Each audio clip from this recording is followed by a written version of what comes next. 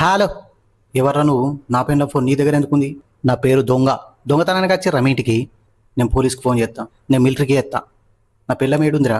ఇప్పుడే గుడ్డి మూడు ఎడ్డి పెళ్ళం సీరియల్ చూసి పన్నదిరా. అదేం మనిషిరా? నేను వచ్చి నుంచి 5 సార్లు దుమ్మినా అయినా లేవ్వలే.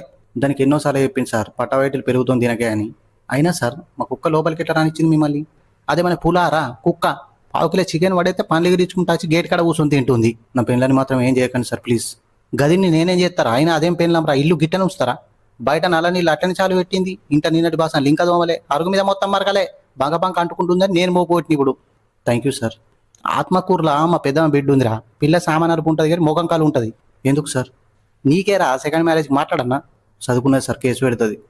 చంపేద్దాం మరి? దొరుకుతాం సార్. మరి ఎట్లరా నీ జీవితం? ఇంతే సార్ ఈ లైఫ్.